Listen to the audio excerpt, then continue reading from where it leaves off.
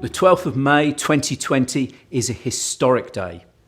It's the 200th anniversary of the birth of Florence Nightingale in the first ever WHO designated Year of the Nurse and Midwife. But it's also a decisive moment.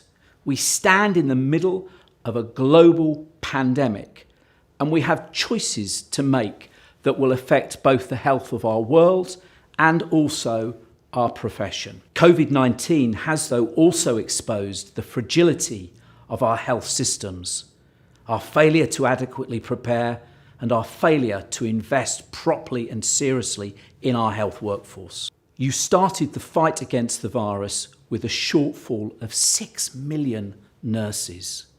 You've been working under intense physical and psychological pressures and demands.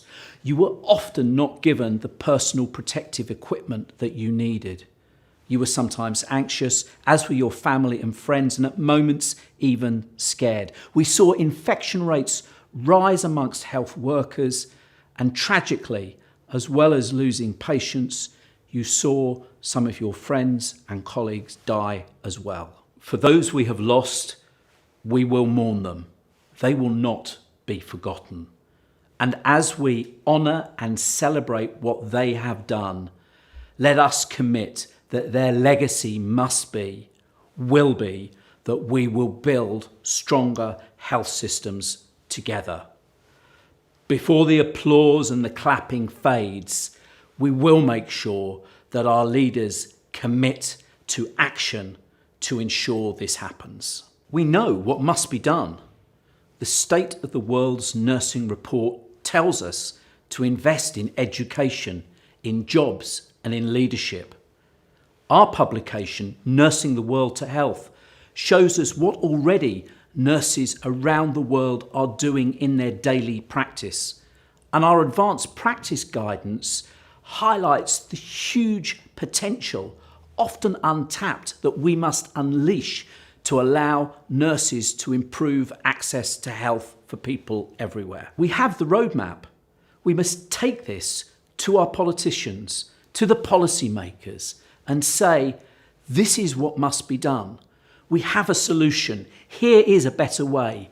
Invest in nursing now. And if they say, how can we afford to pay for this as our economies crash?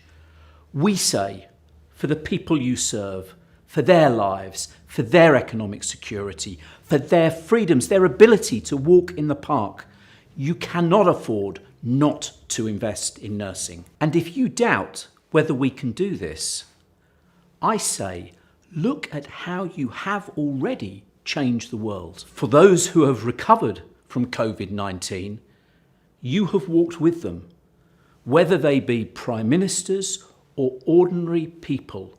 They will not forget you. And for those who have died, you may have been the last voice that they heard, the hand that they touched, the face that they saw, and their families will not forget you. And for people right around the world, you have brought them to their front doors, to their windows, to their balconies, to say, thank you. Thank you, yes, for what you have done, but thank you also for what you have reminded us. When the virus has stripped us of all that we take for granted, it's then that we see, through what nurses have done, what is most important. Life, people, and those we love. So look and see what nursing has already done and believe what we can do next. It has been said that we rise by lifting others, but now is the time that we also rise for ourselves. Together, 28 million voices to lead. For Florence and for nursing, for my family, for your family, for the health of people everywhere. Let us rise as we nurse the world to health.